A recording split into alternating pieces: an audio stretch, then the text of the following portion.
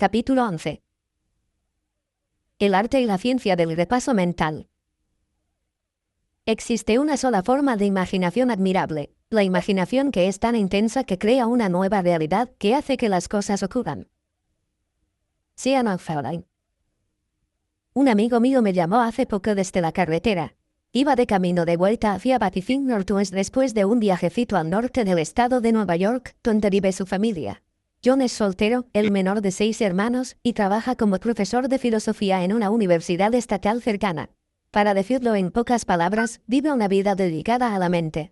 No tiene televisión, solo escucha la radio pública nacional y pasa la mayor parte de su tiempo leyendo o haciendo senderismo con sus amigos.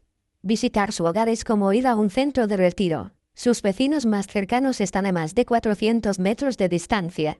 Su casa tiene pocos aunque cómodos muebles y, aunque a veces me resulta desconcertante que no haya relojes por ningún sitio, me acostumbro a seguir los ritmos del día. Cuando me llamó John, pude notar la agitación en su voz, un verdadero cambio en su acostumbrado tono plácido. Justo antes de marcharse al viaje que tenía planeado, se había enterado de que una revista profesional había aceptado publicar uno de sus artículos. Solo tenía 10 días para hacer las revisiones pertinentes.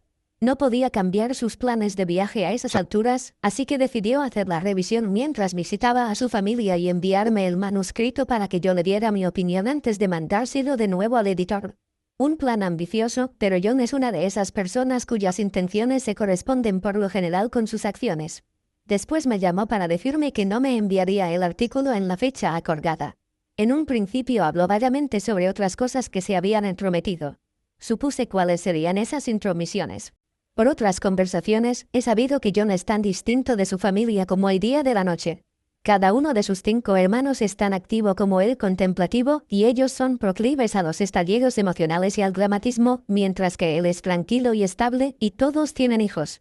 Por teléfono, me habló de que estaba tratando de organizar una salida, algo tan sencillo como ir todos juntos a comer, y que estaba resultando tan difícil como de unir un rebaño de gatos. Tratar de hacer coincidir el horario de todos los niños, estaban en plena temporada de fútbol y de t-ball, y las preferencias dietéticas, desde vegetarianos hasta voraces y obstinados carnívoros, era bastante difícil.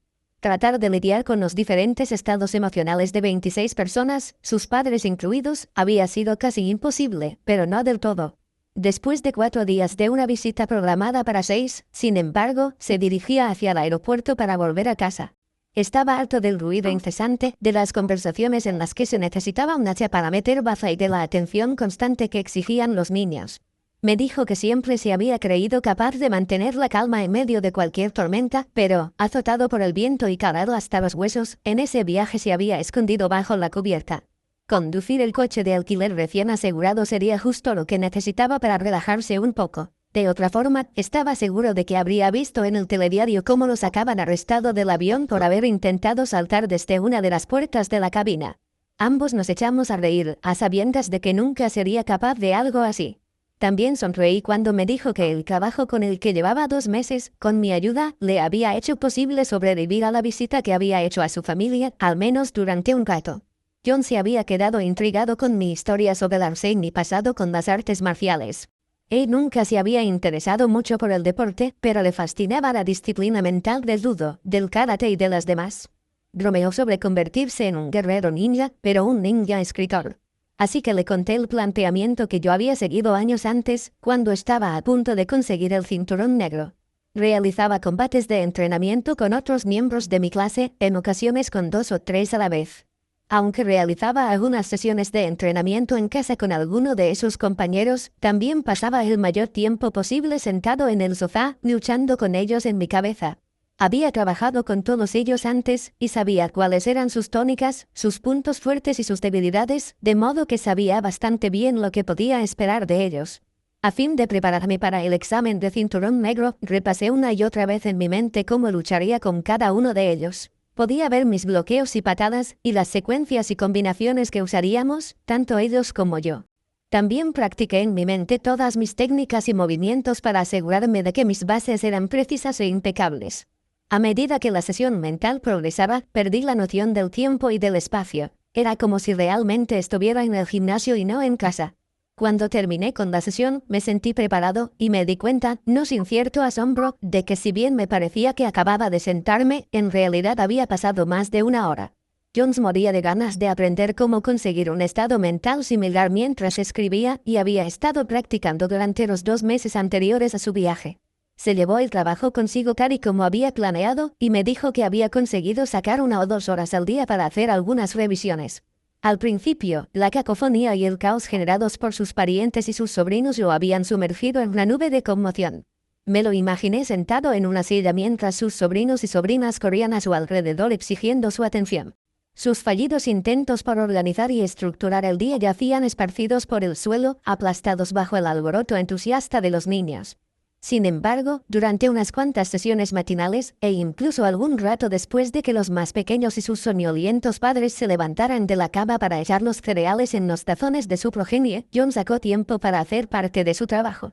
Sus padres todavía vivían en la misma casa donde él había crecido.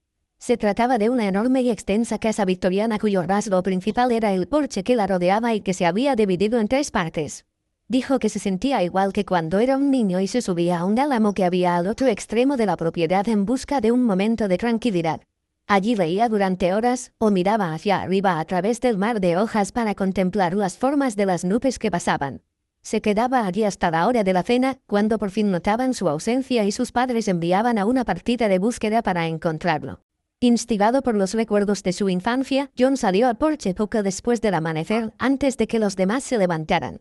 En lugar de sentarse en la zona principal del porche, eligió la que se encontraba más lejos de la cocina, una especie de esconderijo donde colocó una silla de mimbre para sentarse. Durante esas sesiones de trabajo a primera hora de la mañana, su familia y todas las distracciones eran tan silenciosas e invisibles como lo era él para ellos. Me contó lo sorprendido que se había sentido al ver que cuando por fin lo descubrieron y lo llevaron de vuelta a la locura habían pasado 3 horas.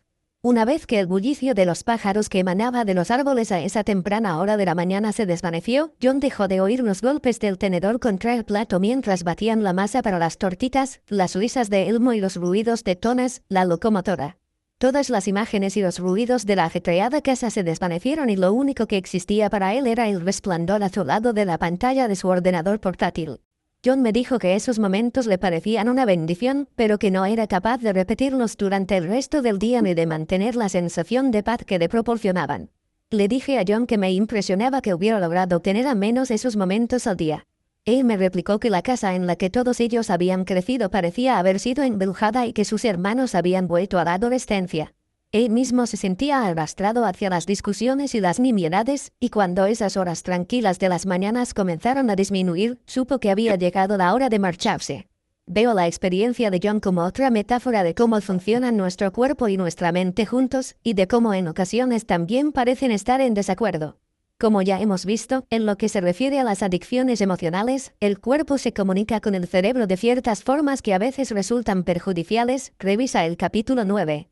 Muchas veces, hay tantas partes del cuerpo que reclaman nuestra atención que resulta asombroso que seamos capaces de ponernos en pie siquiera. Recibimos tanta información de nuestro entorno y de nuestro medio interno que nos ahogamos en un mar de datos y estímulos que compiten por llamar nuestra atención y que muestran muy poca colaboración.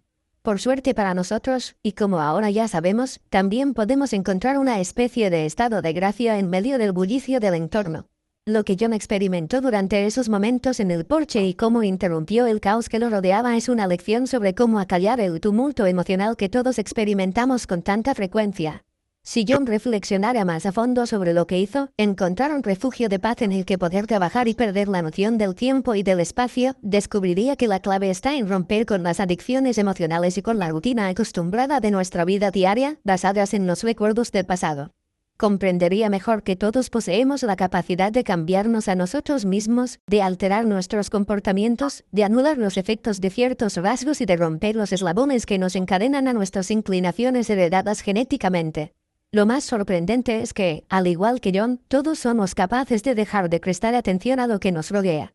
¿Cuántas veces nos hemos sentado a ver la televisión mientras alguien nos hablaba y ni siquiera éramos conscientes de su presencia y mucho menos de sus comentarios y preguntas? ¿Qué ocurre cuando nuestra pareja nos echa la bronca por algún motivo relacionado con nuestro comportamiento? ¿No es cierto que bajamos el volumen de la reprimenda y desconectamos de todo lo que nos dice? Cuando queremos, somos grandes expertos en la audición selectiva y la toma de medidas. ¿Qué ocurriría si le diéramos a esas habilidades un mejor uso? Y si ya poseemos una rudimentaria capacidad para concentrarnos todavía sin explotar, ¿qué ocurriría si la perfeccionáramos? Lo más importante en este punto es que comprendamos que, por más torpes e inexpertos que seamos ahora, podemos llegar a poner en práctica esta especie de bloqueo. Tal vez las prácticas que realizó John antes del viaje puedan proporcionarnos algunas respuestas. Él ya había avanzado unos cuantos pasos en el uso del lóbulo frontal para bajar el volumen del resto de centros del cerebro. John ha aprendido a callar su corteza sensorial, su corteza motora y los centros emocionales del cerebro mientras escribe y entra en una especie de trance. Puesto que yo también escribo, me interesa el método que siguen otros escritores para entrar en la zona de concentración necesaria para llevar a cabo su trabajo. Por ejemplo, sé que John había tenido lo que él llama momentos místicos cuando se sentaba a crear. Lo primero que hacía era poner música.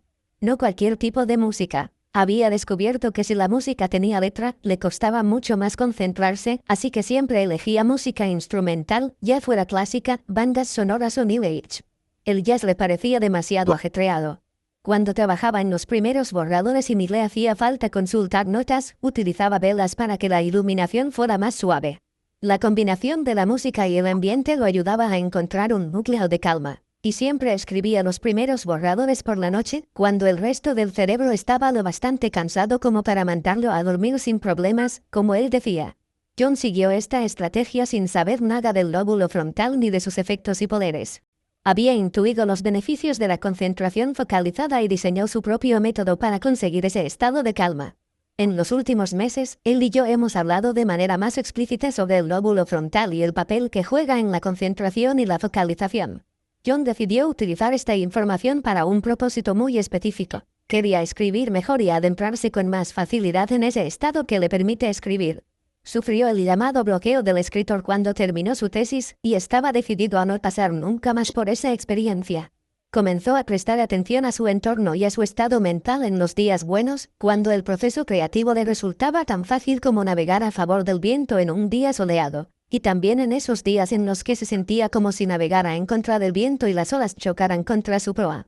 Al final llegó a algunas conclusiones sobre lo que funcionaba y lo que no funcionaba. Con el tiempo, perfeccionó el proceso y lo repitió tantas veces que era capaz de concentrarse en su trabajo sin necesidad de las velas, de la música o de que fuera de noche. Cuando me llamó por teléfono, se quejó de no haber podido reproducir esos mismos resultados fuera del laboratorio de su casa. Cuando fue a la casa de sus padres, le pareció que todo se había venido abajo. Yo le aseguré que su método era bueno y que debería pensar en las veces que había conseguido trabajar durante el viaje y considerarlas como un éxito mayúsculo, algo de lo que aprender. Cuando regresó a su casa y se liberó de las distracciones, pudo reflexionar con más objetividad sobre esos buenos y malos días, en términos de trabajo, y llegar a conclusiones firmes sobre lo que los había hecho más o menos productivos. La clave era empezar por el principio, utilizando la capacidad de observación. Dominar la capacidad de observación. Aunque se ha convertido en un cliché, es cierto que el primer paso para curarnos es admitir que tenemos un problema. Pues bien, ¿cómo sabemos que tenemos un problema? El reconocimiento depende de nuestra capacidad para observarnos, es decir, de ser conscientes de nosotros mismos. A John le pedí que prestara atención a una parte muy particular de su comportamiento y su personalidad, y que averiguara qué era lo que minaba su capacidad creativa en diferentes circunstancias. La mayoría de las personas carece del alto nivel de autopercepción de John, y también de la paciencia necesaria para calmarse para examinar y analizar a fondo su vida y su personalidad. Sin embargo, el hecho de que esas cualidades no estén del todo presentes en nuestra vida no significa que no las poseamos y que no podamos perfeccionarlas. Lo único que tenemos que hacer es bajar el volumen del ruido que interfiere con nuestra capacidad para focalizar nuestra atención. Podemos observarnos en general para tener en cuenta alguna capacidad o característica específica, o bien examinarnos de una manera más global.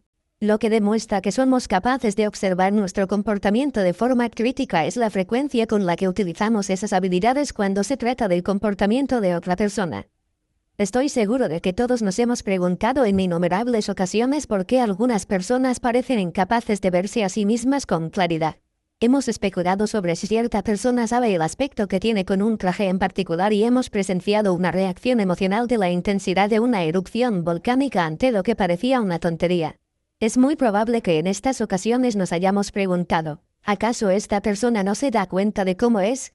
La respuesta es negativa en la mayoría de los casos. Carecen de la capacidad de observar no solo el mundo que los rodea, sino también de observarse a sí mismos. No se han tomado el tiempo necesario para reflexionar sobre sí mismos o han fracasado a la hora de percibir cómo se comportan en ciertas situaciones. Ni siquiera se han formulado las preguntas más importantes. ¿Por qué sigo generando los mismos sentimientos autodestructivos? ¿Por qué sigo esperando que mi comportamiento y mis comentarios generen una reacción determinada cuando casi siempre es justo la contraria de la que yo espero? Si no nos hacemos ciertas preguntas sobre nuestra verdadera naturaleza, no llegaremos a saber quiénes somos en realidad. Sin embargo, si activamos nuestro lóbulo frontal, seremos capaces de vernos con asombrosa claridad. Puesto que estamos tan atentos a las apariencias, lo único que tenemos que hacer es, a la manera de una cámara cinematográfica que toma una panorámica de una escena, ser más selectivos a la hora de decidir lo que queremos encuadrar. Para superar la propensión a enfocar las apariencias, ser dirigidos por nuestro entorno y o esclavos de nuestras respuestas emocionales, debemos observarnos mejor a nosotros mismos. A menudo, eso solo implica desconectar del entorno que nos rodea, tal y como hizo John, y abandonar todos los programas a los que somos emocionalmente adictos. Espero no haberte dado la impresión de que mi amigo John es una especie de bicho raro. No es un ermitaño ni nada de eso. Tiene una vida social de lo más activa y es miembro de distintos comités, tanto en el trabajo como en la comunidad. Sí, no tiene televisión, pero solo porque cuando tuvo una pasó mucho tiempo enganchado a ciertos programas. Sabía que era débil, y la única forma de evitar que la televisión le robara tanto tiempo era pasar el mano y sacarla de su casa. No obstante, mi amigo tiene inclinaciones contemplativas, y es probable que eso no diferencie de mucha gente en estos días. Utiliza las horas que solía pasar viendo la televisión y aislándose del mundo para sumergirse en la naturaleza y en libros interesantes. Ha agudizado su capacidad de observación durante las excursiones de senderismo, contemplando la vida salvaje y catalogando muchas de las flores silvestres que crecen en su zona. Y ha aplicado esa misma habilidad de observación para reflexionar sobre sí mismo. El deseo de John de mejorar su rendimiento como escritor le llevó a utilizar algunas de las técnicas del método científico. Cambiaba alguna de las partes de su rutina de escritura diaria para ver si esa variable suponía una diferencia en el rendimiento y la productividad. También prestaba atención al funcionamiento de su mente. Después de muchos meses de mini experimentos con muchas pruebas y fracasos, descubrió cómo podía llegar a ser un escritor más productivo. Por supuesto, estaba decidido a convertirse en un escritor mejor porque es una de las cosas que determinará el futuro de su carrera como profesor. Profundicemos más en esta noción del deseo. Comprometerse a cambiar.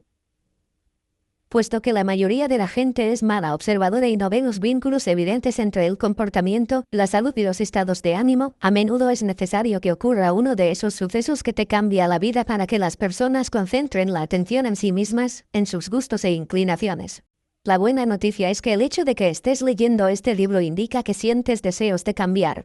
La motivación adecuada es fundamental ya que nos permite llevar a cabo cambios en nuestra vida y en nosotros mismos. En un mundo ideal, reconoceríamos que somos adictos a nuestras emociones mucho antes de que empezaran a manifestarse las evidencias del daño que nos hacen. Como ya vimos en los capítulos 9 y 10, la gran mayoría de la gente comienza a darse cuenta de su adicción emocional a través de la manifestación física que provoca la respuesta al estrés corporal. Ese dolor de espalda que aparece siempre que se acerca un plazo importante o el resfriado que pillamos después de trabajar hasta tarde durante semanas para acabar un trabajo, son un resultado del estrés. El hecho de explotar a la mínima provocación es una consecuencia de un nivel elevado de estrés y de una disminución de la actividad en el lóbulo frontal. Y las repercusiones pueden llegar a ser trastornos y enfermedades mucho más graves. Por favor, echa otro vistazo al capítulo 10 para repasar las características que proporciona un lóbulo frontal saludable. Sabemos lo importante que es el lóbulo frontal a la hora de iniciar y dominar el cambio.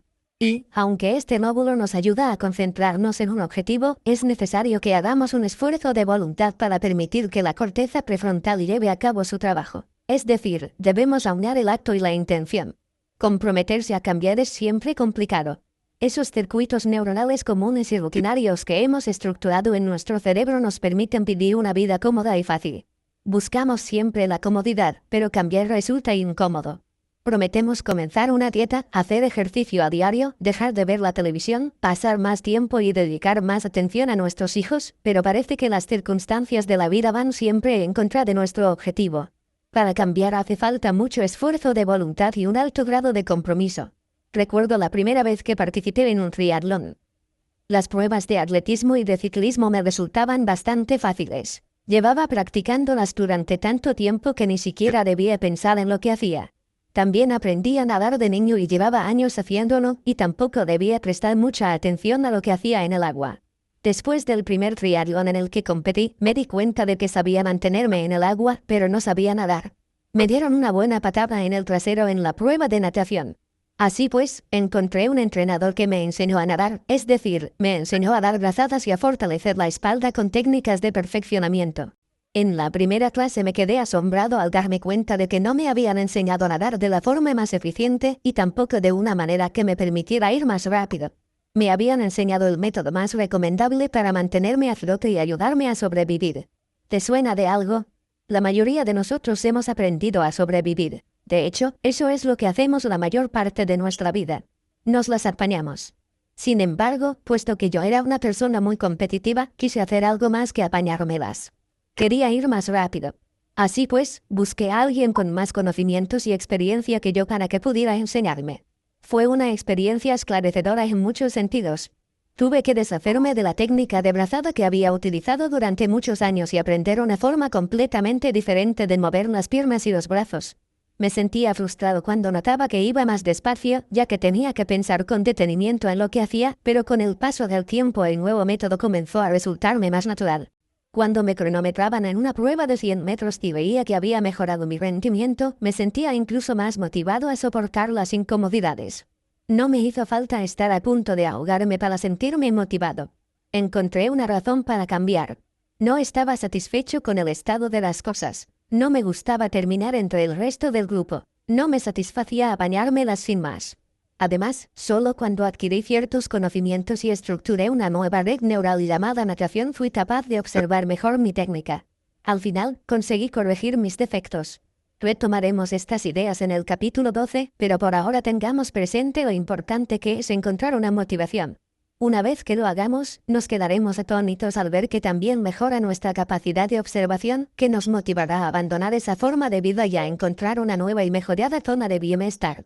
La pregunta aún sigue sin respuesta. ¿Qué podemos hacer para sacarle el máximo partido al lóbulo frontal? Hay un viejo chiste que dice algo así. Un hombre camina por una de las atestadas calles de Nueva York y le pregunta a un transeúnte: «Perdone, ¿le importaría decirme cuál es la mejor forma de llegar a Carnegie Hall?» Sin molestarse en mirarlo, el hombre a quien le había hecho la pregunta responde: «La práctica exclamación de cierre». Repaso mental. El pensamiento mágico y la estructuración mental. Utilizo el término repaso mental para describir cómo podemos sacarle el máximo partido a nuestro lóbulo frontal y beneficiarnos de sus avanzadas facultades para realizar cambios significativos en nuestra vida. Cuando repasamos estamos más concentrados en nuestro objetivo. No nos limitamos a realizar una serie de ejercicios rutinarios. Actuamos con la misma intensidad que si estuviéramos interpretando una obra. Esa es la diferencia fundamental en la mente. Se supone que el repaso debe replicar lo que se hizo en la experiencia real. En este caso, el repaso mental y la experiencia original son exactamente lo mismo. Cada vez que hacemos algo, nos comportamos de cierta manera, ponemos en práctica una habilidad, expresamos una emoción o cambiamos de actitud, lo hacemos mejor. Para eso repasamos, para poder hacerlo mejor y para que la próxima vez nos resulte más fácil. En pocas palabras, para mí el repaso mental consiste en recordar lo que queremos llevar a cabo y experimentar cognitivamente cómo se realiza la experiencia física paso a paso. Es visualizar mentalmente nuestro yo físico mientras éste realiza o practica una acción o una habilidad determinada. Aplicado a un cambio personal, el repaso mental sería concebirnos a nosotros mismos en una situación y con un comportamiento diferentes a los que teníamos con anterioridad o sencillamente siendo otra persona. En lugar de vivir en el modo de supervivencia y vernos furiosos, deprimidos, esclavizados, enfermos o en cualquier otro estado que permita que nuestras adicciones emocionales nos gobiernen, podemos practicar, desde un punto de vista puramente cognitivo, lo que sería mostrarse saludable, calmado, compasivo o cualquiera de las cosas positivas que queremos llegar a ser. Una de las muchas cosas interesantes del proceso de repaso mental es que no necesitamos el cuerpo para nada, o mucho menos de lo que imaginábamos, y aún así proporciona beneficios. Si recuerdas, con el experimento del piano del capítulo 2 aprendimos que la gente que presiona físicamente las teclas del piano para generar los sonidos de la escala musical incrementa su destreza, es decir, tienen la misma cantidad de circuitos neuronales en una exploración cerebral, solo hasta el mismo grado que los que practicaban la misma actividad mentalmente. No olvides que uno de los grupos tenía el teclado del piano delante y realizó 2 horas de prácticas al día durante 5 días, mientras que el otro grupo se limitó a observar y a memorizar la técnica antes de dedicar el mismo tiempo al día a la práctica, aunque sin el teclado delante. Solo contaban con su mente. Los participantes de este último grupo cambiaron la estructura física de su cerebro con el mero hecho de activar su lóbulo frontal, de llevar a cabo un repaso mental tan real que el cerebro creía que se trataba de una realidad tridimensional. Al cerebro le dio igual que las teclas estuvieran o no presentes, estructuró los circuitos de la misma manera. Los pensamientos de los sujetos del grupo de repaso mental se hicieron reales. Durante el repaso mental, si eres capaz de concentrarte, el cerebro no encuentra diferencias entre lo que se realiza físicamente en la actividad y el recuerdo de esta actividad. La idea de que podemos cambiar nuestro cerebro con el simple hecho de pensar tiene extraordinarias implicaciones que afectan a todo tipo de cambios en nuestra vida. Este repaso nos otorga la capacidad de crear un nuevo estado mental sin tener que hacer otra cosa más que pensar. Es interesante, como ya vimos en el capítulo 10, que seamos bastante habilidosos a la hora de desconectar con el ambiente. Cuando queremos, utilizamos la audición selectiva para escuchar solo aquello que deseamos oír. Lo único que debemos hacer es fijarnos en lo bien que se nos da hacerlo con nuestra pareja, con algún miembro de la familia o cualquier otra persona que nos importe. Desconectamos, literalmente, trasladando nuestra atención lejos del mundo exterior.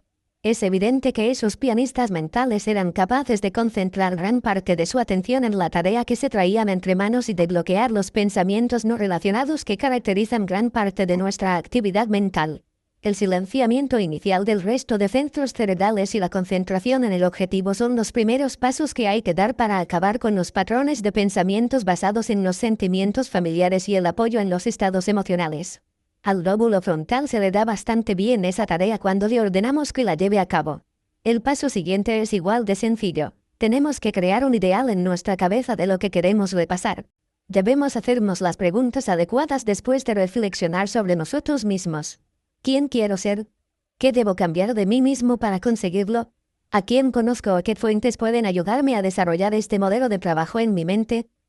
También es interesante resaltar lo que ocurre cuando el director de la orquesta se sube al podio y pide que los instrumentos guarden silencio. Cuando el lóbulo frontal pide silencio, no solo consigue que esos centros se callen, también logra que nuestra conciencia desaparezca por completo de esos otros circuitos. Para llevar la metáfora un poco más lejos, diremos que la sección de viento, la de viento madera y la de cualquier otro instrumento que el lóbulo frontal necesite permanecerán en escena, mientras que las demás se retirarán a los bastidores. Cuando focalizamos nuestra concentración se producen cambios poderosos en la actividad cerebral y en nuestra percepción. Perdemos la noción del espacio y del tiempo. Y lo más significativo, nuestro cuerpo se calma y entramos en un estado semejante al trance. Durante estos momentos en los que estamos realmente en silencio, podemos aprender y cambiar la forma habitual de funcionamiento del cerebro y, por lo tanto, nuestra mente. Antes de entrar en el proceso de aprendizaje, hablemos un poco más de cómo podemos utilizar el repaso mental para obtener los máximos beneficios posibles. Cuestión de elección. Cuando no usamos el lóbulo frontal al máximo de su capacidad funcional, y en especial cuando no lo usamos en absoluto, nos inundan preguntas relacionadas con la supervivencia. ¿Cuándo voy a comer? ¿A qué hora podré irme a la cama? ¿Por qué tengo los labios tan secos? ¿Cuándo bebí por última vez? ¿Qué aspecto tengo? ¿Me afectará esta persona? Para responder a estas preguntas, al igual que para plantearlas, se requiere muy poca actividad en el lóbulo frontal. Sin embargo, una de las extraordinarias características del lóbulo frontal es que puede actuar como un portero mental. Al igual que el portero de una discoteca, el lóbulo frontal puede despejar el local para nosotros, de manera que aunque estemos en una sala cerebral ruidosa y llena de humo, podamos concentrarnos en las preguntas abiertas y especulativas del tipo de qué ocurriría si, que son de las que se encarga nuestro centro de procesamiento superior. Esas son las preguntas que logramos hacernos cuando el resto de centros permanece en silencio. Estas preguntas de orden superior están muy relacionadas con nuestro yo futuro o potencial. ¿Cómo puedo llegar a ser mejor persona? ¿Cómo puedo modificar mi comportamiento? ¿Cómo puedo reinventarme a mí mismo? ¿Cómo sería mi vida si yo, lo que sea? ¿Qué es lo que tengo que cambiar en mí mismo para conseguir este resultado en particular? ¿Cómo puedo ser diferente a como soy ahora? ¿Cuál es el más alto ideal de mí mismo que puedo llegar a imaginar? ¿Qué es lo que quiero en realidad? El lóbulo frontal es el asiento de nuestra imaginación y de nuestra capacidad para inventar. Nos permite tomar lo que ya conocemos y hemos experimentado y utilizar todos esos circuitos de memoria antiguos como la base para especular sobre nuevos resultados. El lóbulo frontal también es capaz de silenciar a ese crítico interno que intenta recordarnos nuestros fracasos anteriores. Puede descartar lo que no funcionó en el pasado y proporcionarnos la hoja en blanco que necesitamos para generar un nuevo estado mental. Y si podemos repetir el proceso de bloqueo de lo viejo y concentrarnos en lo nuevo una y otra vez, al igual que el repaso que los pianistas llevaban a cabo durante 2 horas al día, conseguiremos tal grado de experiencia que podremos generar ese nivel mental siempre que queramos. Recuerda que el repaso mental activa esos circuitos y, como aseguran la ley de la repetición y el aprendizaje hebbiano, las células que se activan juntas, se estructuran juntas. Una vez que estas células, que se han estructurado juntas para formar un nuevo conjunto de circuitos, se activan, comenzamos a generar la mente. Sabemos que, dada la inmensa cantidad de conexiones sinópticas que podemos crear, nuestro cerebro puede generar a nuestro antojo un número infinito de estados mentales. Un amigo mío que jugaba en el equipo de béisbol de la facultad me contó una historia. Era lanzador y su entrenador había jugado en las ligas inferiores. Este entrenador le contó la historia de cómo llegó a jugar para un determinado equipo. Cada vez que el entrenador jugaba contra ese equipo, los jugadores lo abucheaban. Carreras completas, dobles, sencillos, sólidos lanzamientos en línea y larguísimos batazos que acababan contra la valla. Nunca tenía tantas dificultades cuando jugaba contra algún otro equipo. Lanzaba de la misma manera contra su archienemigo que contra los demás, así que, ¿por qué obtenía resultados tan diferentes? Después de 3 o 4 partidos contra este equipo, se hartó y llegó a la conclusión de que debía hacer algo diferente. Al igual que la mayoría de los lanzadores, llevaba un registro de lo que le hacían los bateadores contrarios, qué lanzamiento y en qué localización conseguía golpear y cuál era el resultado. La noche antes del siguiente partido con ese equipo, el futuro entrenador se sentó en la habitación del hotel, cogió su cuaderno y trazó un plan de ataque que utilizaría contra todos los bateadores. Conocía tanto sus puntos fuertes como sus puntos débiles, y también sus manías. Se sentó con su cuaderno y escribió, lanzamiento a lanzamiento, cómo iba a enfocar el partido. No pensaba apartarse a esa lista de lanzamientos pasara lo que pasara. Permaneció allí sentado durante horas, memorizando la secuencia de lanzamientos que iba a realizar. Después, cerró los ojos y realizó mentalmente los lanzamientos de ese partido. Una bola rápida y con efecto hacia el ángulo inferior interno. Bola rápida alta hacia el exterior. Cambiar de arriba a abajo y hacia el exterior. Bola rápida a las manos que se convierte en una bola débil al suelo hacia el primera base. Hizo lo mismo con los 127 lanzamientos. Y después los repasó una y otra vez. Mientras permanecía sentado en la habitación del hotel esa noche, repasando los lanzamientos del partido, el tiempo y el espacio se desvanecieron. Al día siguiente siguió su plan de juego al pie de la letra. Por supuesto, no consiguió exactamente los mismos resultados que había planeado, pero consiguió 4 lanzamientos sin carreras, el mejor resultado que había obtenido jamás contra ese equipo. Comenzó a hacer lo mismo cuando jugaba contra otros equipos y empezó a ganar cada vez más. Observaba con detenimiento la tónica de los demás jugadores y eso no ayudaba mucho, pero lo que marcaba la gran diferencia era su capacidad para concentrarse. Una vez que empezaba el partido, también le resultaba más fácil concentrarse. Después de todo, ya había jugado ese partido con éxito en su cabeza. Lo único que debía hacer era repetir los mismos resultados. En esencia, lo que consiguió mediante el repaso mental de las jugadas fue calentar los circuitos neuronales asociados antes de cada partido y, como resultado, ya tenía una mentalidad ganadora. Ahora imagina la clase de cambios que podría sufrir nuestra vida si practicáramos cómo ser felices en lugar de los lanzamientos. Una breve interrupción, por el momento. Uno de los beneficios adicionales de utilizar el lóbulo frontal para silenciar al resto de los centros cerebrales durante el repaso mental es que interrumpimos los programas rutinarios que se ejecutan de forma constante.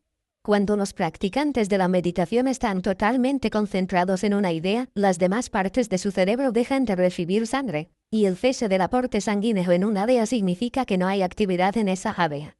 El cese de la actividad a nivel neurológico significa que la mente que se genera en ese lugar se apaga. En el cerebro ocurre lo mismo que en la mano cuando la apoyamos durante demasiado tiempo sobre la hierba y comenzamos a notar un entumecimiento en los dedos a causa del cese temporal del flujo sanguíneo. Si impidiéramos la llegada del flujo sanguíneo hasta una zona determinada del cuerpo durante demasiado tiempo, esa zona corporal moriría. No ocurre lo mismo en el cerebro. Cuando interrumpimos repetidamente el flujo de sangre, cuando cesa la actividad eléctrica de esa zona, mejor dicho, en ese circuito neuronal, las neuronas dejan de activarse. Si examinamos una vez más la ley de Ebb, veremos que también es cierto que las neuronas que no se activan juntas ya no se estructuran juntas. Eso significa que si conseguimos calmarnos, concentrar nuestra mente en los detalles específicos sobre quién y cómo queremos llegar a ser y comenzamos a crear una imagen mental de esa nueva persona en el lóbulo frontal, o practicamos mentalmente una actividad de cualquier naturaleza, el esfuerzo cognitivo realizado nos dará un premio extra. No solo crearemos nuevos circuitos estructurados, sino que también eliminaremos las conexiones establecidas con anterioridad. ¿Recuerdas que los lectores de braille que mencionábamos presentaban una marcada adaptabilidad en las exploraciones cerebrales? Estas personas han perdido la vista y han aprendido a leer mediante el tacto. Lo que hay que recordar es que los centros que se utilizan para ver en una persona con el sentido de la vista intacto se convierten en circuitos táctiles en las personas ciegas. A la larga, muchos de los antiguos centros que la persona utilizaba para ver se eliminan. El factor de crecimiento neuronal que los vinculaba se utiliza entonces para reforzar los vínculos de las nuevas redes. Esto demuestra una importante consecuencia del mantra: se activan juntas, se estructuran juntas. Cuando interrumpimos ciertos procesos mentales de manera repetida, las células nerviosas dejan de activarse juntas y, por lo tanto, de estructurarse juntas.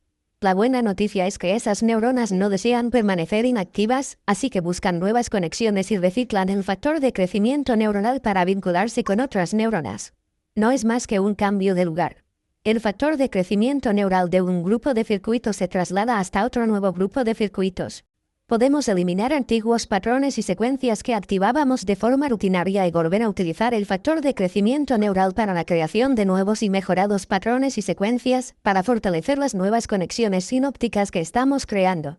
Imaginemos, por ejemplo, que decidimos hacer un repaso mental de la paciencia que debemos mostrarles a nuestros hijos. Después de formularnos las preguntas importantes, ¿qué ocurriría si? Nuestra mente comenzará a crear un modelo de la persona que queremos ser. Mediante el repaso mental, la atención y la repetición, y mediante la activación de los nuevos circuitos neuronales en las nuevas secuencias, crearemos comunidades neuronales que se estructurarán juntas en nuevas combinaciones para crear un estado mental llamado paciencia. Una vez que las neuronas se agrupan y se estructuran juntas, los circuitos antiguos, que nos hacían estallar verbalmente a la más mínima provocación, con el tiempo dejan de activarse y estructurarse juntos debido a la falta de uso. Nuestro cerebro utiliza los mismos materiales y, a través de la repetición, la asociación y el repaso mental de nuestras nuevas respuestas a situaciones conocidas, crea nuevos circuitos de paciencia para sustituir a los antiguos de la irritabilidad. Una red neural se sustituye con otra nueva. Lo más asombroso es que el cerebro reubicará nuestro libre albedrío mediante la eliminación de los vestigios de las antiguas sinapsis y la creación de otras nuevas. Esta es la verdadera biología del cambio. Y así es como funciona. A lo largo de 3 semanas, durante 1 hora al día, buscaremos un lugar tranquilo cuando los niños se marchen al colegio por la mañana. Una vez que nos sentemos en el sillón, después de desconectar el timbre del teléfono, repasaremos mentalmente cómo será esa nueva persona paciente. Cogeremos algunos de los artículos que hayamos leído en una revista para padres sobre una versión modificada del contar hasta 10 nuestros recuerdos semánticos, recordaremos la conducta imperturbable de nuestra madre y cómo respondía ella a nuestro comportamiento, recuerdos episódicos, y añadiremos otros ejemplos y datos informativos, tanto antiguos como nuevos, para crear un nuevo modelo de paciencia. En esencia, lo que hacemos es combinar nuestros conocimientos filosóficos semánticos con las experiencias que ya hemos integrado en nuestro cerebro para obtener una nueva forma de crear una nueva posibilidad. Con la ayuda de nuestro lóbulo frontal, podemos crearnos distintas situaciones en la cabeza, aprender a bloquear al crítico que quiere mostrarnos reposiciones de nuestros momentos de más exasperación y desarrollar un retrato perfeccionado y focalizado de nuestro nuevo y paciente yo. Mientras repasamos mentalmente la persona que queremos llegar a ser, lo que hacemos en realidad es recordar la forma más madura de ser basándonos en lo que hemos aprendido y memorizado. Cuando ensamblamos las nuevas redes neurales para activarlas en secuencias, patrones y combinaciones diferentes, creamos un nuevo nivel mental. Recuerda que la mente se genera cuando el cerebro está en funcionamiento. Nuestro cerebro funciona ahora de manera diferente a como lo hacía antes del repaso. Así, gracias a la activación repetida y a la estructuración de nuevos circuitos neuronales dispuestos en combinaciones diferentes, fabricamos conexiones sinópticas más fuertes y duraderas que, cuando se disparen, generarán esa nuevamente llamada paciencia. De hecho, hemos decidido que no dejaremos el entrenamiento mental hasta alcanzar por completo este estado mental. Y la mente de la paciencia se vuelve más natural cuanto más la practicamos. Una nueva mente crea un nuevo cerebro. Decidimos que los circuitos que empleábamos con anterioridad, el de los estallidos maternales creados por un estado maníaco determinado por los estímulos del entorno y la adicción química a las emociones, formaban parte de nuestra identidad melodramática. Fueron alimentados con su dosis diaria de disgustos y enfados, seguidas de un postre de remordimientos con una guinda de arrepentimiento. Después de unas cuantas semanas de repaso mental, esos circuitos previos comienzan a hacer el vago. No les gusta que los ignoren y están impacientes por ponerse a trabajar. Se han dado cuenta de que la actividad está en otro lugar del cerebro y deciden salir de ese antro muerto y trasladarse hacia el lugar donde ocurren las cosas, la calle Paciencia. Así pues, se desconectan de otras células del circuito neuronal y se unen a la nueva red neural de la paciencia. Puesto que no desean que los tachen de aguafiestas, llevan consigo un regalo de inauguración consistente en factor de crecimiento neuronal. Échale un vistazo a la figura 11.1 para ver el traslado del factor de crecimiento cuando se forma una red neural y se elimina otra. Ya llevamos unas 3 semanas haciendo un repaso mental por la calle Paciencia. Un día, nuestros hijos de 6 y 7 años llegan del colegio. Está lloviendo y el trabajo del jardín no está terminado, de modo que el patio es un barrizal. Vemos que nuestros 2 hijos y sus zapatillas recién estrenadas van directos hacia el columpio, que está justo encima de un montón de barro. En lugar de salir en tromba y ponernos a regañarlos como posesos, cogemos las botas viejas de los niños, asomamos la cabeza por la puerta y les pedimos que vayan al garaje para hacer una rápida parada en boxes y cambiarse de zapatos. La expresión de sus rostros te dice que o bien les aterroriza la posibilidad de que alguien haya secuestrado a su madre y la haya sustituido por una de esas mujeres perfectas de aquella película, o bien el repaso mental ha dado su primer fruto. Vamos a poner a punto una parte de este proceso. Ya hemos hablado de los pianistas que practicaban el repaso mental en el capítulo 2. Sin embargo, en realidad había 4 grupos en aquel experimento. 2 de los grupos tocaban físicamente o repasaban en su mente según sus instrucciones, que especificaban que debían realizar los mismos ejercicios. Pero otro de los grupos de pianistas no recibía instrucción alguna. Tocaron de manera aleatoria 2 horas al día durante ese periodo de 5 días. Puesto que no recibieron información ni instrucción alguna, no pudieron reproducir la misma mente activando los mismos circuitos a diario.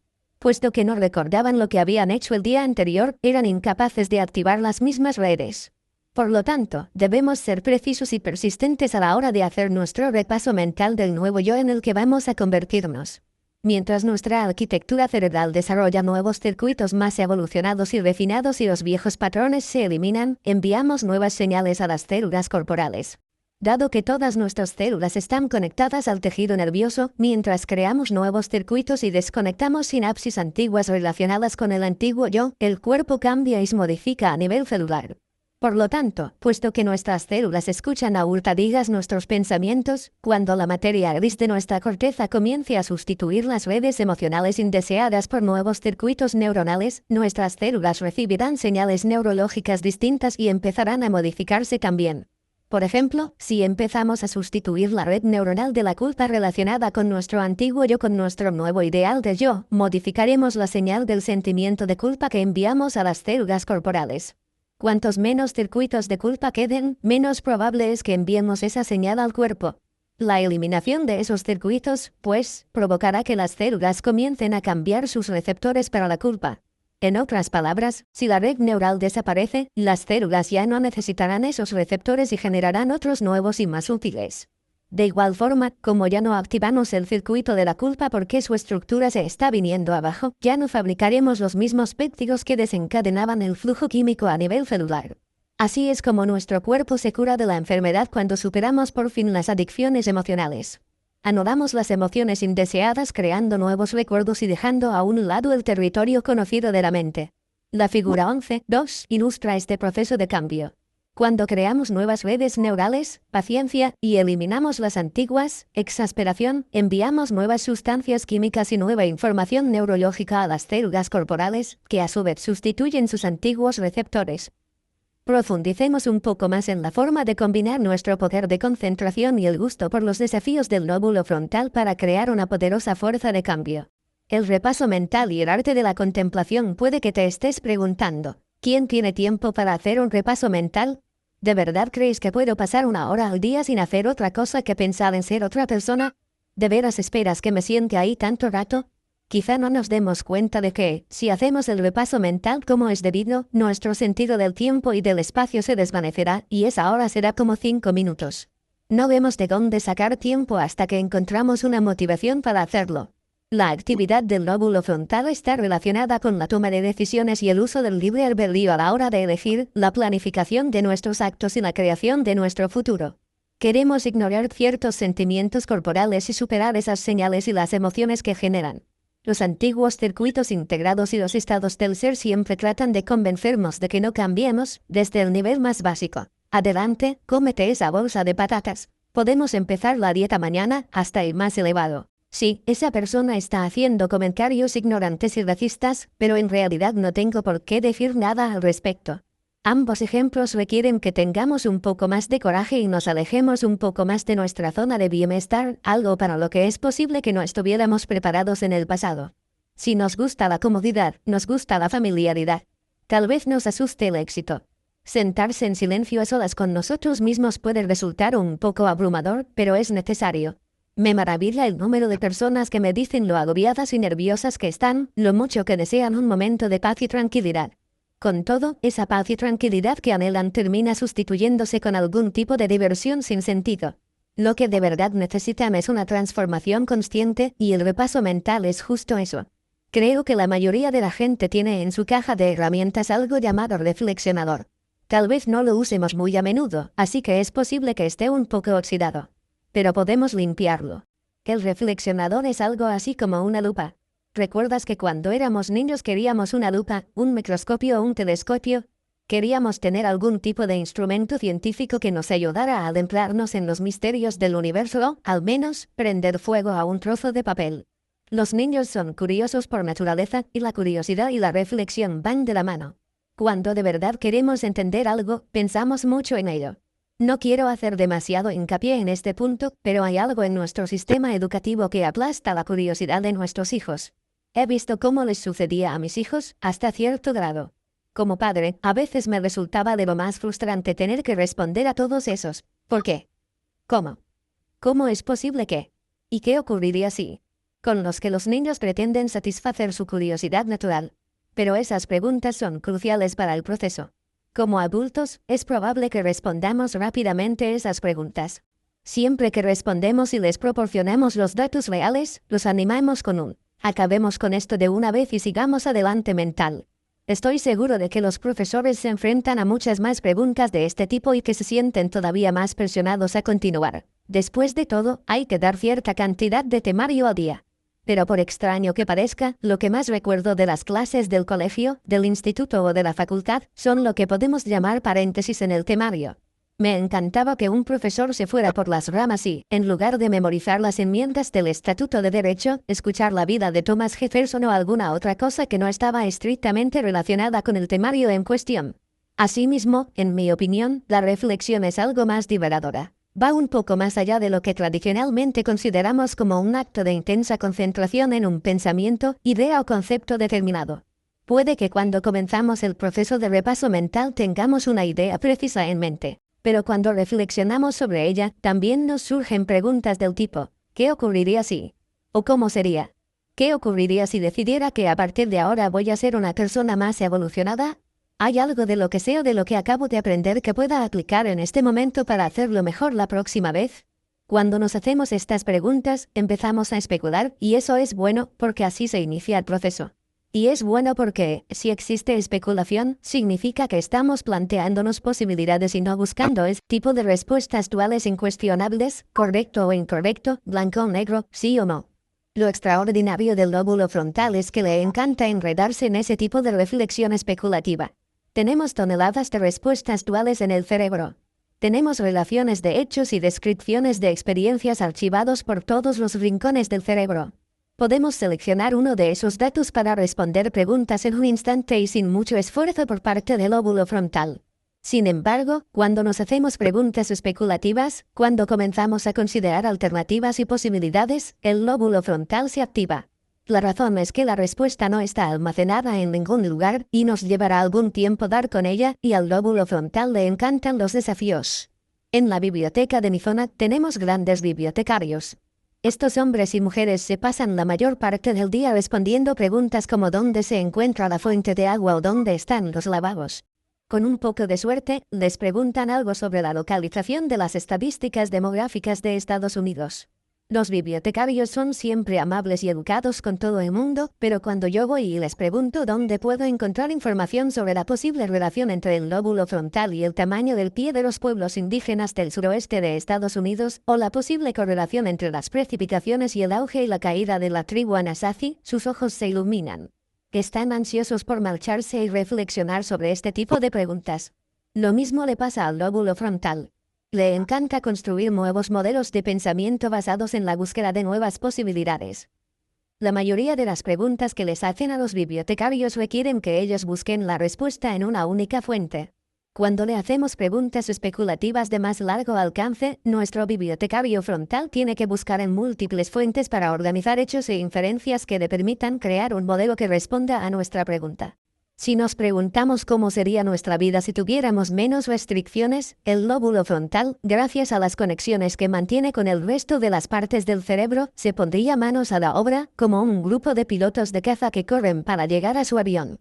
Escarbaría en los recuerdos del pasado en busca de momentos en los que éramos más libres y examinaría la lista de nuestros familiares, amigos, compañeros de clase, conocidos, etc., para encontrar a alguien que posea ese rasgo. Además, el lóbulo frontal detendrá todos los demás programas que se están ejecutando a fin de completar su tarea. No tenemos ningún programa llamado vida futura si se vive como un genio librepensador en la que pueda buscar, no hay una fuente única. Así pues, tiene que reunir la información a partir de distintos fragmentos, y le encanta resolver el puzzle. La diferencia entre resolver un puzzle y este tipo de reflexión especulativa es que el lóbulo frontal no tiene la imagen de la caja de cartón para guiarse. La imagen de la caja se corresponde con nuestra personalidad pasada y presente. Cuando preguntamos y respondemos después este tipo de cuestiones especulativas que he utilizado como ejemplo, detenemos los patrones, las secuencias y las combinaciones de circuitos que activamos normalmente para definir nuestro yo. Detenemos los programas que afirman nuestra identidad y salimos fuera de los límites de la personalidad establecida. También le hemos pedido a nuestro cerebro que haga una nueva síntesis de la información que no está almacenada en el patrón estructurado habitual. En realidad, estamos interrumpiendo alguno de los patrones establecidos y creando un cerebro más plástico y flexible. Nuestro lóbulo frontal está enamorado de su tarea y nosotros también deberíamos estarlo. Estamos a punto de reinventarnos a nosotros mismos. Estamos a punto de activar y estructurar nuevos circuitos en nuestro cerebro. Y esa es la tarea que trataremos a continuación. De la atención a la estructuración. Cambio de mapas y mapas cambiantes.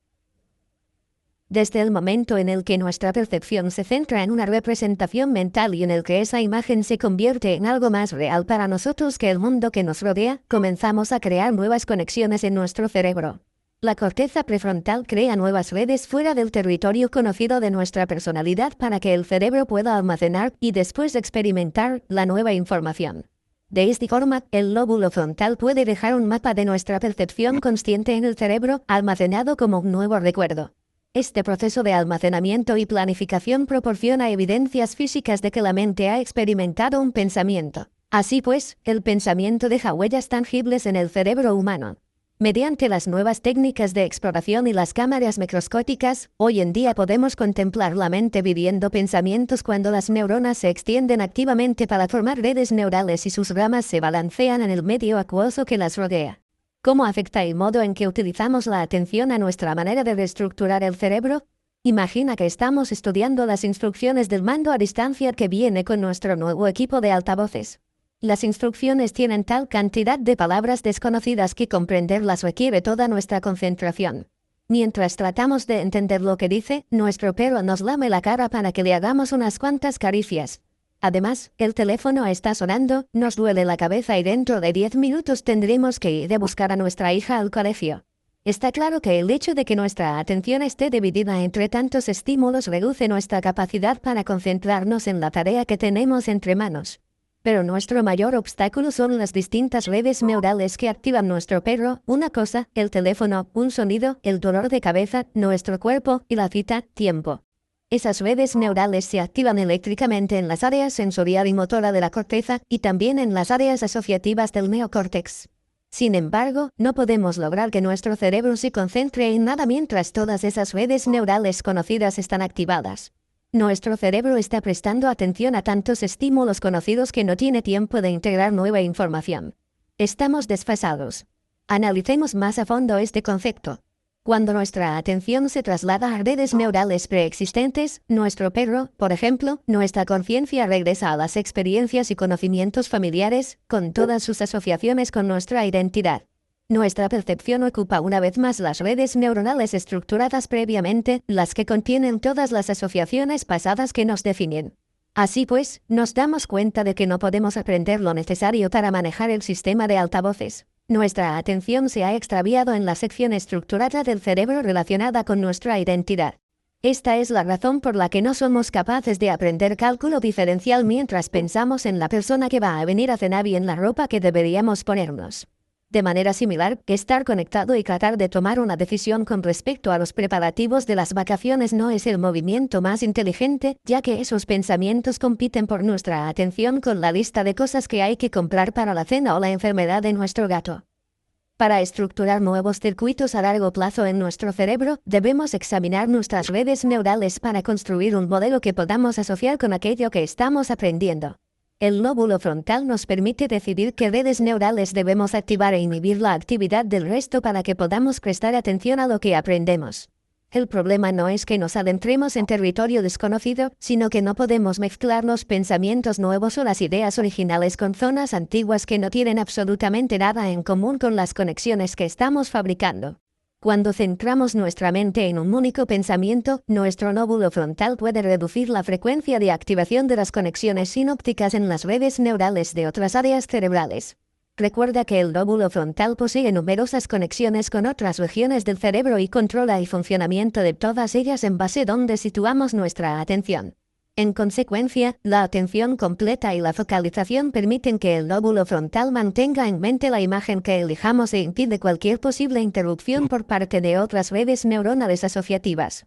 Esa es la razón por la que el repaso mental requiere que nos alejemos de las distracciones. Debe llevarse a cabo cuando estemos preparados y seamos capaces de dedicar toda nuestra atención a los conceptos que hemos decidido convertir en reales para nosotros.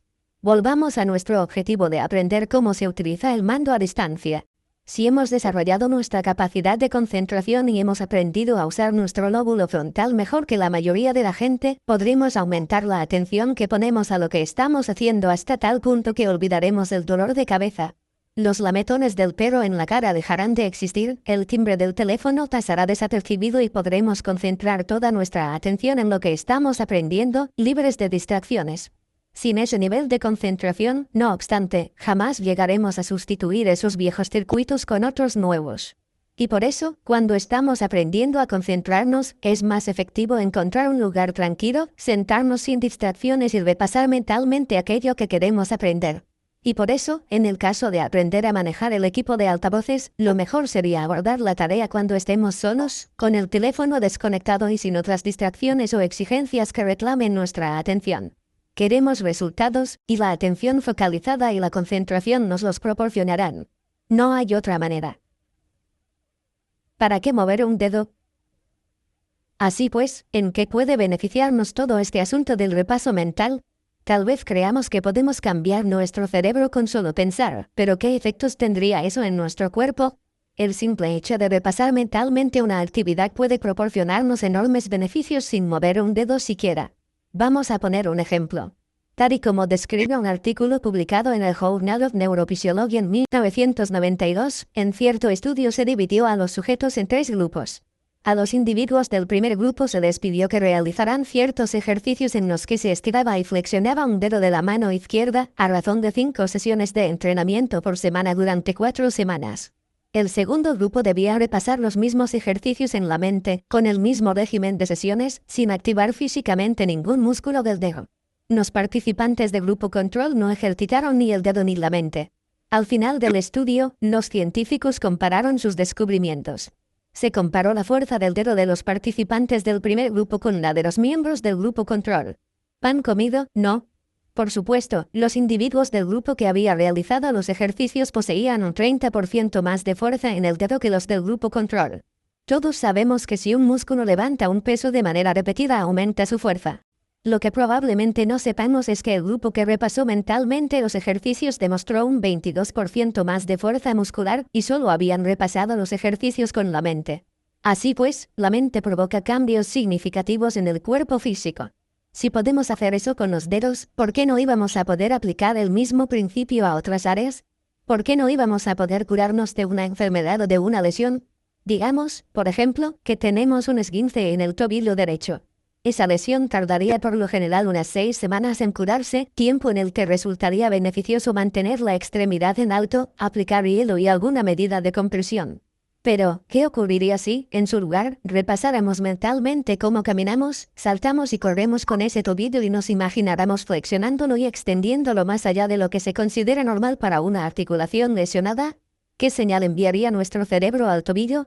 ¿Qué efecto tendría esa señal sobre el proceso de curación? ¿Podrían nuestras imágenes mentales fortalecer esa articulación para prevenir una repetición de la lesión? El proceso no sería muy distinto al de los ejercicios de fortalecimiento del dedo. Nuestra concepción mental de los niveles de actividad normal del tobillo derecho activaría los circuitos motores correspondientes y las redes neuronales situadas en la corteza motora. El repaso mental de este acto empezaría a configurar y a remodelar circuitos más avanzados de la red neurológica cerebral asignada al tobillo derecho. La activación repetida de esos circuitos reforzaría su integración. Si somos capaces de combinar nuestro objetivo con un esfuerzo de concentración para enviar un mensaje a los tejidos, el tobillo debería curarse y hacerse más fuerte. La señal del sistema nervioso autónomo, recuerda que es el sistema responsable de los trabajos de reparación y mantenimiento, llevará un sello y un mensaje específicos que iniciarán los procesos de curación en esos tejidos. La activación consciente del cerebro genera un nivel mental con una energía o frecuencia voluntaria que lleva un mensaje al cuerpo. Provoca efectos cuantificables en los tejidos y crea nuevas y enrevesadas redes neuronales en el cerebro, y ni siquiera hemos tenido que mover un dedo. Un breve interludio para el amor. Antes de seguir con el repaso mental y el proceso de cambiar nuestra vida, quiero dedicarle unas cuantas palabras al amor. Tal vez creas que alguien ha insertado unas páginas de otro libro en este, pero no, este es el auténtico.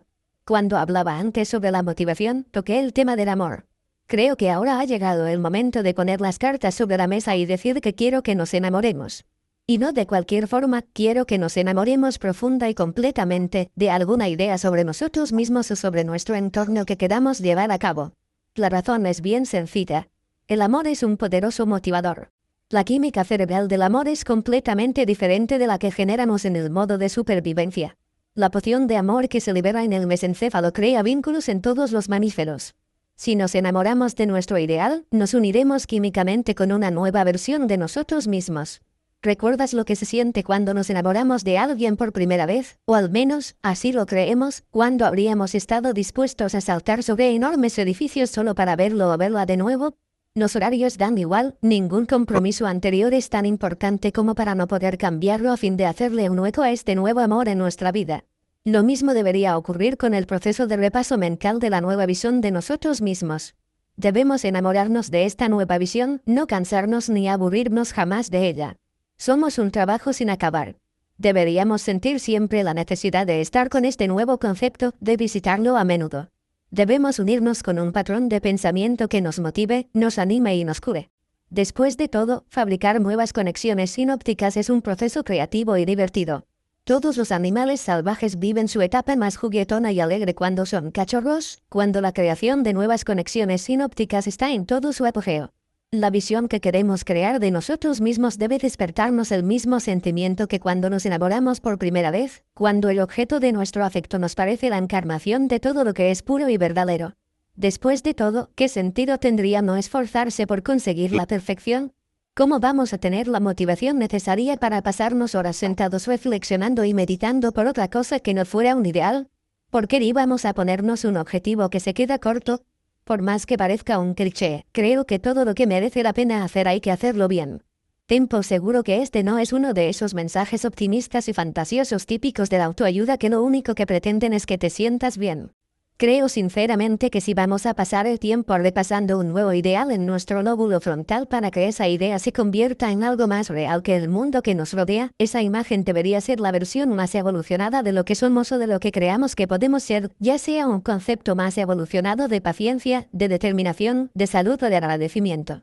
Por ejemplo, cambiar a través de la superación de una enfermedad activa a un nivel mental que cambia el cuerpo entero. Para crear un circuito neuronal que elimine relaciones malas o ineficaces y nos proporcione una identidad afectuosa, saludable y profunda, hay que estructurarse para algo que merezca la pena. El proceso de tener más energías y perder 18 kilos comienza primero en la mente. Ser más organizado nos proporciona nuevas oportunidades. Repasar un nuevo estado de aplomo puede abrirnos puertas en el trabajo y en la vida. Si la mente y el cuerpo están alineados, tendremos la fuerza del universo para respaldarnos. Este es el estado mental en el que nuestro objetivo y nuestros actos producen los resultados deseados una y otra vez. Einstein dijo que ningún problema podía resolverse con la misma mentalidad que lo creó. Lo mismo puede decirse de esa gente que se curó de las enfermedades que padecía. Estas personas crearon un nuevo estado mental en el que su cuerpo recibía señales químicas diferentes de las que habían provocado su enfermedad. Comprendieron que si realizaban ejercicios cognitivos mientras estaban inmersos en las mismas emociones de desesperación, dudas y miedo, sus esfuerzos por cambiar no darían resultado. Se dieron cuenta de que su antiguo yo no solo estaba plagado de emociones que lo definían, sino que fabricaba el mismo estado mental que había activado la genética celular que a su vez había determinado el estado de enfermedad de su vida. En esencia, cuando repasamos, nos convertimos en otra persona hasta tal punto que, cuando terminamos, somos esa nueva persona con pensamientos y costumbres nuevas.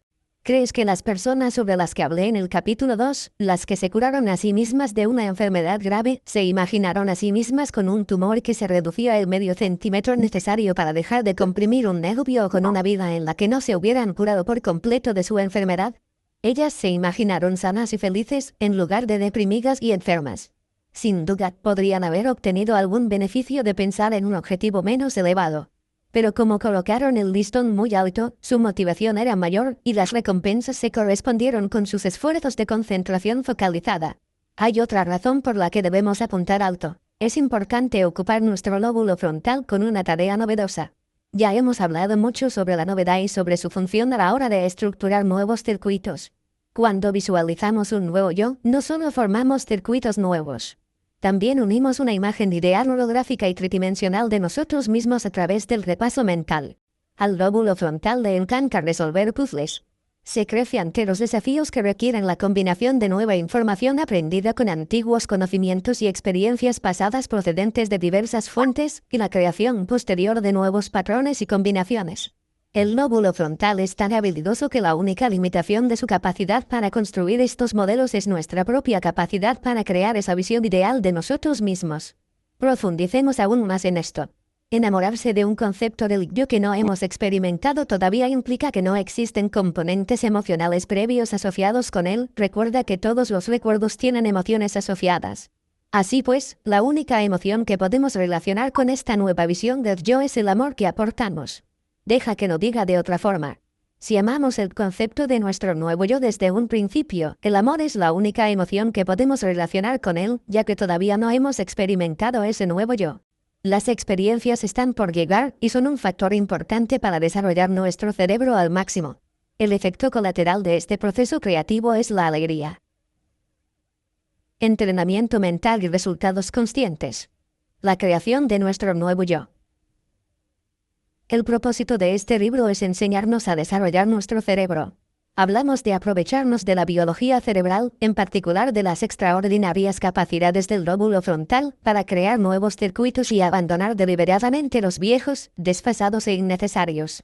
Y, con ello, crear una mente nueva. Ya hemos oído esto antes muchas veces. Podemos cambiar de mentalidad y, literalmente, crear una nueva mente. Una nueva mente engendra un nuevo cerebro y un cerebro nuevo genera una nueva mente.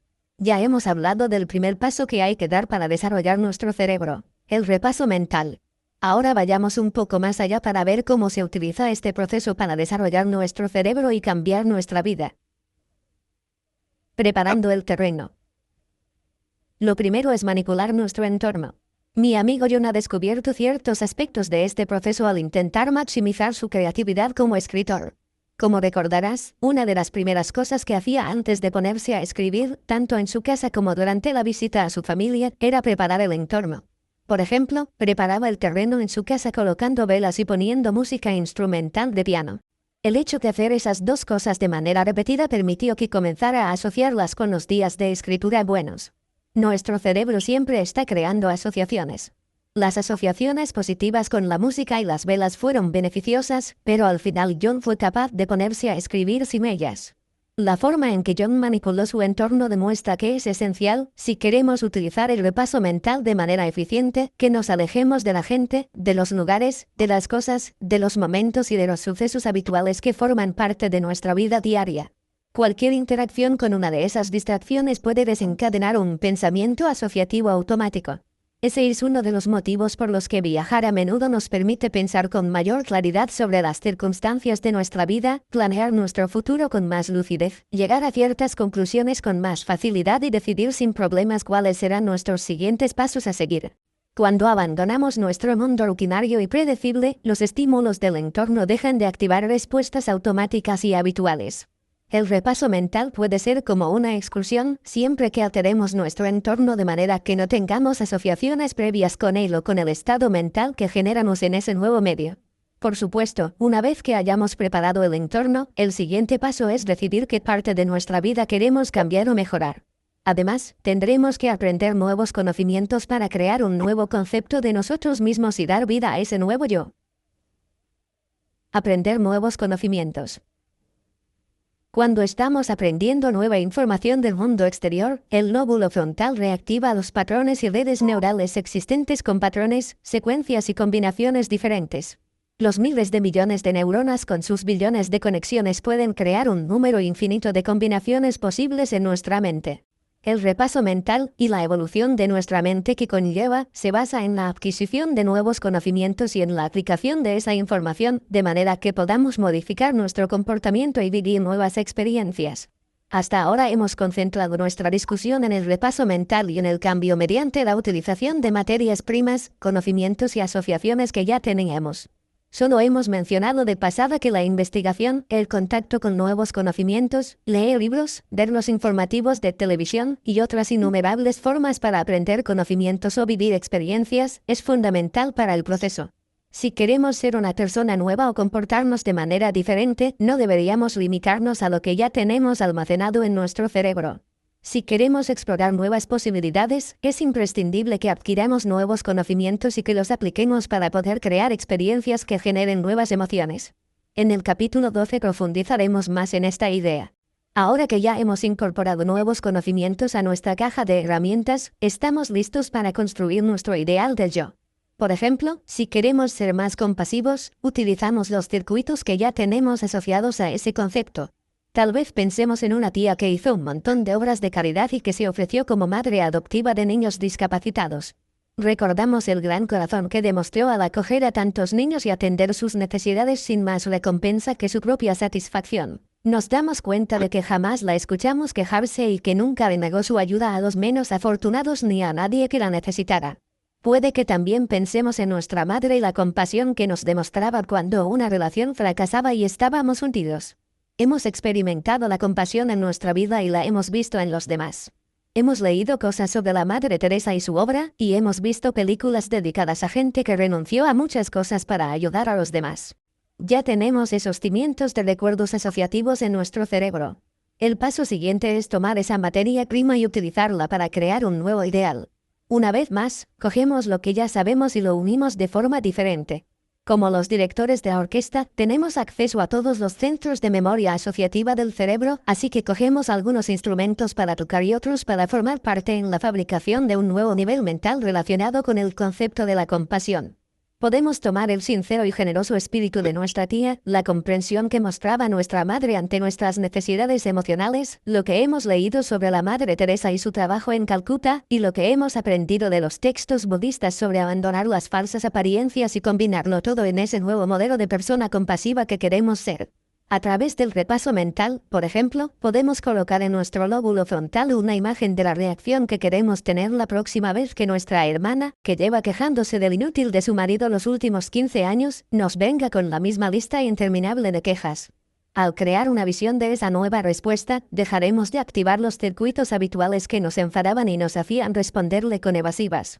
Al adquirir nuevos conocimientos sobre lo que les ocurre a las mujeres que se sienten atrapadas en una relación que saben que no funciona, comenzaremos a fabricar un nuevo modelo de compasión, uno que se estructurará en el cerebro utilizando las materias primas formadas por las experiencias previas, los conocimientos anteriores y la información recién adquirida.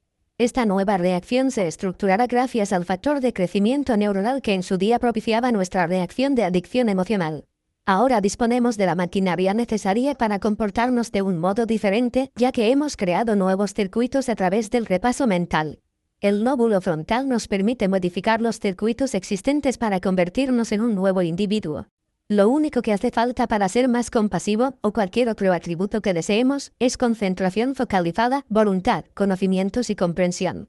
Después, debemos repasar nuestro nuevo yo como si fuéramos una de esas personas que tocaba el piano y dedicaban 2 horas al día a la formación de nuevos circuitos, independientemente de si tenían el teclado delante o en el lóbulo frontal.